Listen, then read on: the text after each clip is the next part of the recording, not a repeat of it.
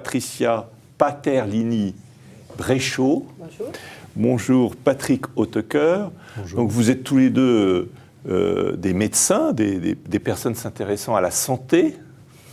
Vous dans le domaine de la microbiologie, vous dans la dimension de la neurologie, donc on pourrait presque dire c'est l'alpha et l'oméga, parce qu'il y a les cellules qui s'articulent, s'organisent jusqu'à devenir un organisme vivant. Et dans cet organisme vivant, vous avez les cellules nerveuses qui sont des cellules très très particulières. Vous travaillez sur les maladies de dégénérescence du cerveau et vous sur les maladies de dégénérescence cellulaire avec le cancer. Donc c'est tout de même assez fascinant de vous avoir ensemble réunis. Patrick, vous êtes le doyen de l'Université catholique de Lille au niveau de la faculté de médecine. Et maïeutique. Voilà. Et vous, Patricia, vous êtes à Paris-Descartes, oui, qui est une des plus anciennes universités au monde. Aussi. La plus prestigieuse. Donc, merci tous les deux de nous avoir rejoints. Et on va parler aujourd'hui de manière très synthétique, mais on pourra faire des liens sur d'autres travaux, sur vos travaux et sur d'autres travaux sur cette thématique. Une thématique assez fascinante, assez peu explorée encore aujourd'hui, c'est au fond le lien qu'il y a entre une maladie et son environnement.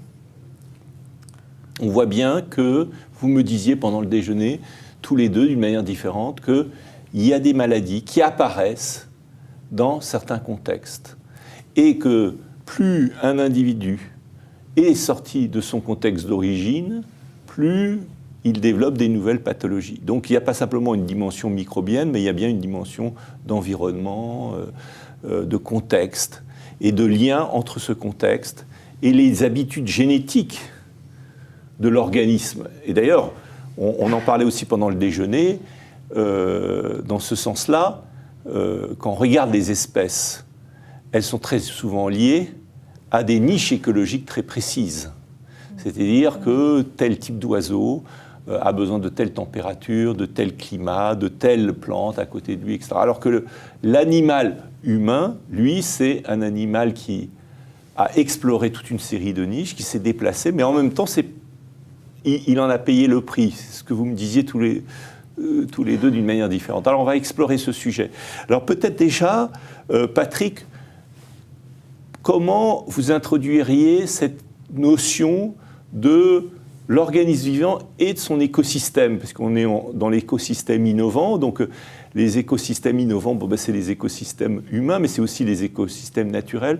Comment tout ça, ça s'articule entre un individu, un citoyen, un animal et son écosystème? Alors, je prendrai un exemple qui m'est cher, c'est celui de, vous avez parlé des pathologies dégénératives et la sclérose en plaques, qui n'était pas considérée comme une maladie dégénérative il y a quelque temps et qui l'est maintenant, est un très bon exemple. Et puis, je suis très heureux d'être à côté de Patricia parce que la cellule cancéreuse est une cellule immortelle qui se divise à jamais, alors que le neurone est une cellule qui ne se divise pas. Et nous naissons avec un potentiel de neurones comme un nombre de points de vie pour la vie, et que nous voyons disparaître ces neurones, et que dans les maladies dégénératives, ces neurones disparaissent plus ou moins rapidement. Très bien. Pour revenir à cette sclérose en plaques, et pour parler de niche, je partirai de la niche originelle, c'est-à-dire que lorsque nous étions les premiers humains, nous étions en Afrique, dans une niche qui était vraiment faite pour avoir une absence de maladies dégénératives. Et puis, il y a eu ces grandes migrations. Parce que ça faisait des millions d'années qu'on s'était adapté à cette niche. Il faut expliquer aussi, parce que peut-être qu'il y a eu des tas de maladies, mais que petit à petit, en tout cas, ce groupe bien spécifique s'était habitué au fil des milliers d'années. Jusqu'au jour où le cerveau s'est développé, notamment dans sa partie antérieure, le lobe frontal. Et à partir du moment où le cerveau s'est développé dans sa partie frontale, l'être humain a eu comme ambition de marcher, de bouger et de migrer. Et c'est parce qu'il s'est projeté... Et pourquoi le lobe frontal? Parce qu'en plus, vous êtes neurologue, donc ça, c'est très intéressant. C'est quoi le lobe frontal? Le lobe frontal, c'est le lobe qui nous permet de nous projeter dans l'avenir, qui nous différencie de l'animal l'animal n'est pas conscient de son avenir, alors que nous projetons en permanence. Et ça, c'est vraiment les neurones du lobe frontal qui sont très spécifiques à l'être humain. Est-ce que, par exemple, chez les dauphins, on parle de masse... Alors, c'est très, très bonne question, mais chez les dauphins, ce sont les lobes temporaux qui se développent. Alors, j'ai toujours été frappé par le fait que lorsqu'on voit un cerveau de dauphin, il a la symbolique de l'extraterrestre vu dans tous les films de science-fiction. C'est assez enfin, c'est purement une remarque personnelle, mais néanmoins, l'être humain, c'est le lobe frontal. Et alors, les lobes des dauphins, c'est quoi? Qu'est-ce qui est surdéveloppé chez les dauphins par contraste? Ce sont les lobes de l'audition. D'ailleurs, les Américains, les militaires américains employaient les dauphins lors de la guerre du Vietnam. Par les propriétés de ce cerveau. Et c'est extrêmement intéressant de voir une coupe de cerveau de dauphin avec des hémisphères qui sont très différents des nôtres, alors que quand on voit un dauphin, on a l'impression d'avoir une énorme bosse sur la tête, alors que ce sont les lobes temporaux qui sont le plus développés. Et donc dans la sclérose en plaques, au départ, nous étions, après une longue adaptation, et puis nous avons migré, et il est possible, en venant dans ces régions septentrionales, que des maladies ont émergé, mais qu'avec le temps, il y a eu à nouveau un équilibre et que ces maladies ont disparu. Jusqu'à l'époque de l'ère industrielle, où on voit apparaître, on sait aujourd'hui que la sclérose en plaques n'était pas une maladie méconnue avant le 19e siècle. Il y a quelques cas extrêmement rares, mais elle est vraiment devenue... Elle est apparue au 19e siècle, et quand on suit toute l'épidémiologie, on s'aperçoit que même dans les dernières années, nous avons une augmentation de l'incidence. Donc tout se passe comme si l'environnement n'était pas vraiment... Nous n'étions pas encore adaptés à notre environnement, que l'environnement n'avait pas forcément... avait eu une influence peut-être néfaste sur nos gènes dans l'épigénétique. Et donc aujourd'hui, la sclérose en plaques est considérée comme une maladie de l'urbanisation, dans le sens où le fait d'avoir quitté peut-être une niche originelle et sans avoir encore trouvé la future, il y a une mauvaise adaptation avec un système immunitaire qui devient défaillant et qui, au lieu de protéger l'organisme, se met à attaquer ce fameux système nerveux dont nous avons parlé. Et puis donc, ceci, à mon avis, est très intéressant parce que ça résume toute la recherche actuelle qui met en avant que le soleil le manque de soleil peut être un facteur influent, que l'hygiène, les parasites, les pesticides, le tabac, etc. sont des facteurs. Et pour revenir à la question originelle, ce qui montre bien que la niche peut jouer un rôle extrêmement important, c'est quand niche écologique. C'est pas la niche du chien, mais voilà, c'est la niche écologique. Je prendrai un exemple qui nous est cher dans la région. Ce sont les Maghrébins qui sont venus de première, deuxième, troisième, quatrième génération maintenant. La sclérose en plaques n'existait quasiment pas chez les arrière-grands-pères ou les grands-pères. Et plus on avance dans le temps, plus on voit que les jeunes Maghrébins font des scléroses en plaques et de plus en plus agressives. Ce qui montre bien que le rapport entre l'environnement et le patrimoine génétique est important. Alors on retrouve de manière complètement différente, et c'est ça qui m'a étonné lors de ce déjeuner, parce qu'on venait de terminer une vidéo ensemble avec vous, Patricia, sur la question du cancer, et vous parliez justement de cette dimension environnementale par rapport au cancer. Comment ça rejoint ce que vient de nous dire Patrick Hautecoeur ? Alors effectivement, c'est vraiment fascinant de voir comme ces modifications de la niche qui sont dues soit à un déplacement de l'individu dans une niche à l'autre, soit à la modification de sa propre niche, ce qui est équivalent quasiment. Comme le changement de climat qui est en train de modifier, même si la personne reste dans un endroit, si son climat modifie... Si son climat, ou alors si les polluants, par exemple, de sa niche même augmentent, si tous des éléments qui peuvent perturber l'organisme s'ajoutent, sa niche n'est plus la même. Donc c'est comme un changement de niche. Et on pourrait presque imaginer des pathologies qui sont dues à l'adaptation, c'est-à-dire au fait qu'on doit s'adapter à des nouvelles conditions. Et alors, c'est quand même assez intéressant parce que là, on parle d'une pathologie, la sclérose en plaques, dans laquelle le système humain a une importance capitale avec des aspects auto-humains. Et c'est clair que tout ce qui est immunitaire est réglé par des modifications même de l'ADN de ces cellules immunitaires qui est très variable et qui doit reconnaître le soi du non-soi. Et quand il y a une adaptation, on sait très bien que la réplication de l'ADN doit changer pour accepter des modifications qui permettent l'adaptation. Mais en faisant ça, le génome de nos cellules devient plus fragile et donc plus fragile par rapport au cancer, qui est donc une fixation des mutations qui permettent la survie en dehors des conditions habituelles, mais aussi une perte de la survie avec perte de contrôle, en fait, des mécanismes de contrôle de la cellule normale, c'est comme ça qu'elle devient tumorale. Et dans la sphère de la haute immunité, évidemment, il doit y avoir des clones des cellules qui échappent à un contrôle et qui sont acceptés alors qu'ils provoquent une lésion dans un organe, en fait. Voilà. Et en fait, ce que vous dites, c'est assez fascinant, c'est qu'on voit bien dans vos deux discours la manière dont la vie et la mort sont mélangées. C'est-à-dire que, quelque part,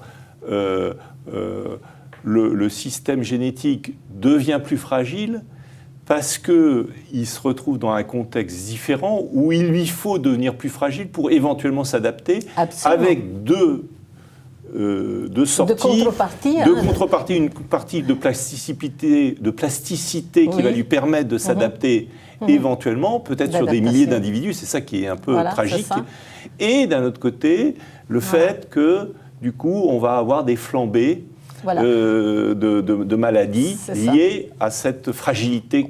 Oui, on pourrait parler des side effects. Oui, de la nécessité de s'adapter. Et ce qui est fascinant, je trouve, c'est que si on transpose ça dans ce qu'on appelle le journey, c'est-à-dire le parcours d'une cellule tumorale qui devient invasive, alors ça, c'est un aspect également de fragilité pour la cellule tumorale. Parce que la cellule tumorale qui vient d'un écosystème qui est l'organe de départ et qui doit devenir capable de proliférer dans un organe à distance, elle va avoir une expérience similaire, c'est-à-dire qu'elle doit devenir capable de muter pour s'adapter au nouveau système. Ça lui prend beaucoup de temps, c'est des générations, ce n'est pas une seule génération de cellules qui arrive à faire ça. Et cette fragilité, cette modification est associée, comme chez l'homme, à une fragilité et donc à un side effect qui fait que la cellule meurt tant qu'on n'a pas le mutant qui est capable de s'adapter. Alors, dans une période d'extraordinaire transformation, Pierre Giorgini parle de transition fulgurante, on est tout de même, ces questions de la limite, jusqu'où on peut pousser le stress, c'est-à-dire on est dans un moment de transformation planétaire extraordinaire, avec ce réchauffement climatique, cette multiplication des produits chimiques qui ont été des solutions au moment de l'ère industrielle et qui se transforment en problématiques aujourd'hui, on ne sait pas. On parle maintenant de vie éternelle au même moment où on voit cette fragilité augmenter. On parle d'aller sur Mars, alors que là, quand on parle de changer de niche écologique, là, c'est tout de même un grand changement. Comment, si déjà quelqu'un qui sort d'Afrique et qui vient en Europe connaît des maladies, on peut imaginer les maladies qu'on pourrait développer sur Mars à ce moment-là. Donc, où est la limite? Parce qu'au fond, je trouve que là, il y a vraiment une grande question de notre époque, qu'on retrouve d'ailleurs dans un grand sujet qui nous intéresse beaucoup, qui est le transhumanisme, et qui d'ailleurs, c'est transhumanisme, c'est-à-dire où est la limite de ce qui est acceptable par l'humain et jusqu'à quel point on peut transformer l'humanité positivement ou négativement? Alors, j'ai beaucoup d'admiration pour Tolkien et pour les elfes, pour les Noldor, les Vanyar, etc. Mais la réalité des faits me fait penser que derrière le transhumanisme, il y a quand même du concret à mettre en avant. Et moi, j'ai toujours cette impression que la vie est un jeu de lois avec des étapes, maladies infectieuses, maladies vasculaires, cardiovasculaires, neurovasculaires. Ça, vous parlez du parcours d'une vie où on s'aperçoit que certains types de maladies sont liés à certains âges. À certains âges, c'est évident. Et donc, probablement que l'environnement influence différemment des gènes chez un enfant, pour donner plutôt des maladies infectieuses, plus résistants après aux maladies infectieuses, mais après, l'environnement fait que nous sommes plus vasculaires, et puis etc.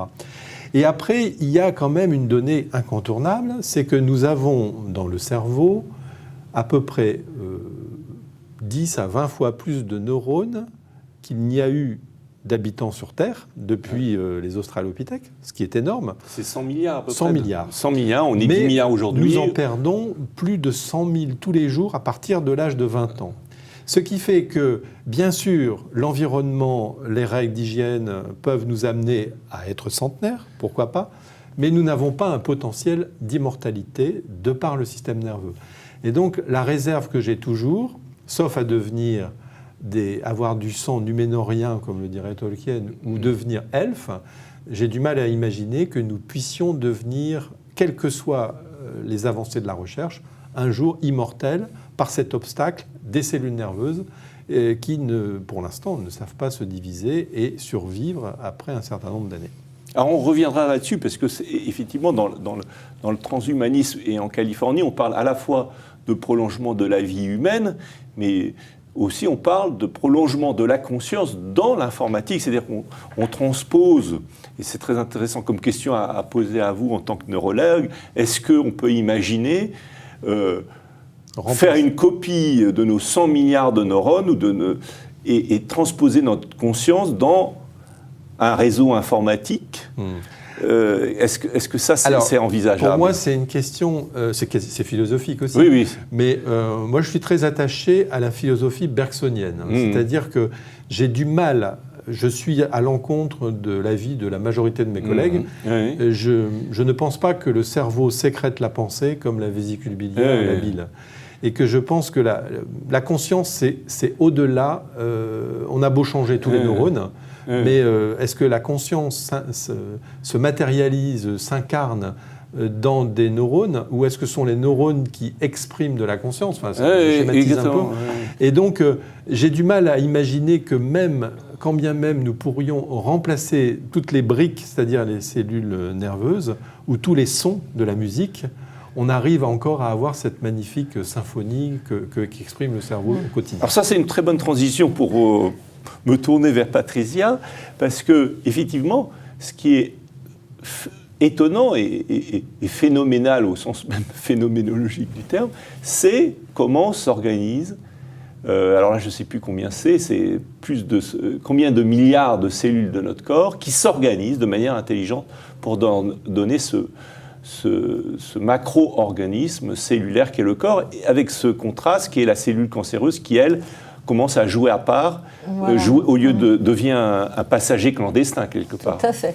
Alors, je pense qu'avant de discuter ces points, il faudrait mentionner le fait que dans cette extension de la vie, il y a des concepts qui ont été avancés qui suggèrent qu'on pourrait cloner l'individu, c'est-à-dire partir d'une cellule qui est différenciée et la dédifférencier pour recréer un individu qui serait une copie de l'individu précédent, de l'individu précédent, ce qui serait une sorte de bypass au fait que les cellules du cerveau ne prolifèrent pas et que donc on ne peut pas allonger la vie on aurait par un ces clone, biais. On donnerait, il y a trois choses. Il y a le prolongement de l'individu, il y a le clonage de l'individu et la copie informatique de l'individu. Voilà. Le problème, c'est que comme au niveau cellulaire, et en particulier de l'ADN, même si on clonait un individu est fait par son génome, admettons de pouvoir avoir un génome identique, mais aussi aux échanges entre le génome et l'environnement qui va façonner la façon dont le génome est exprimé. Donc, pour l'instant, on n'arrive pas à prévoir un vrai clone. Ce sera de toute façon un individu différent du premier. On le voit notamment dans les jumeaux, où deux jumeaux, même avec le même code génétique ou très similaire. Je ne sais pas quelle est la différence entre deux jumeaux, c'est quasiment le même. Les jumeaux monocoriaux, c'est le même génome. Et donc on peut avoir deux individus qui vont évoluer de manière très différente parce qu'ils ont en fait des expériences et une vie différente et des pathologies différentes.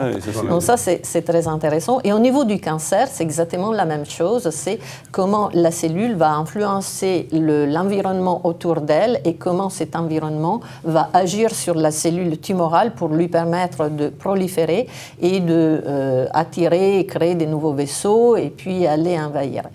Et à mon avis, il y a une grande question quand on parle d'environnement et des changements d'écosystèmes pour essayer de voir comment on peut déjà rallonger notre propre vie.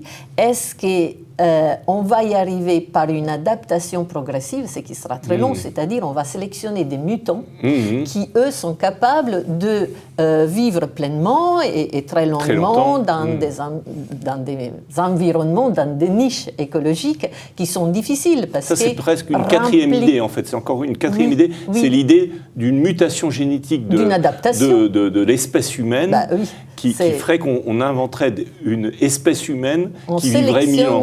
Comme c'est darwinien, en fait. Hein. Donc, on sélectionnerait une espèce qui devient capable de vivre longuement, en fait, malgré des polluants, des mutagènes, des radiations et tout ce qu'on veut.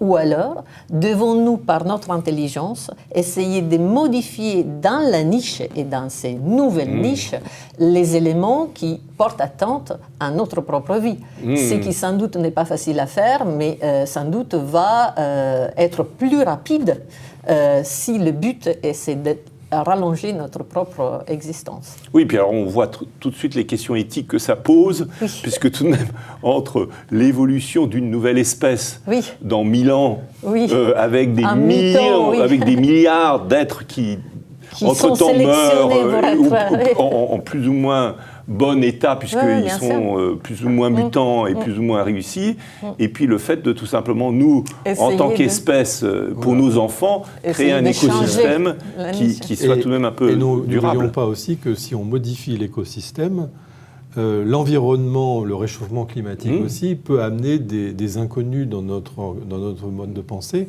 et que du jour au lendemain, le réchauffement climatique peut bouleverser une faune dans une région mondiale, dans une des parties du monde, et créer une nouvelle maladie infectieuse qui va supprimer la moitié de la population mondiale, comme ça s'est déjà fait dans le passé. Et donc on a beau aussi, nous, changer notre propre écosystème, la nature et le macro-environnement peut aussi nous infliger des revers spontanés qui peuvent être très préjudiciables. En fait, on ne peut pas aller contre le changement parce que le changement est la vie. Mais le point, c'est qu'actuellement, on a un mode de vie qui introduit des changements tellement rapides qui eux-mêmes peuvent être pathogènes à plusieurs niveaux, justement. Et donc, est-ce qu'il y a moyen de ralentir, c'est-à-dire de revenir à un taux de changement qui est plus naturel et pas aussi accéléré. Merci beaucoup pour cet éclairage. On a vu 4 futurs pour l'humanité. On a vu aussi les risques et les opportunités créées par le changement. Ça fait aussi référence à la destruction créative en économie. C'est au cœur des enjeux d'innovation. Merci beaucoup de votre éclairage.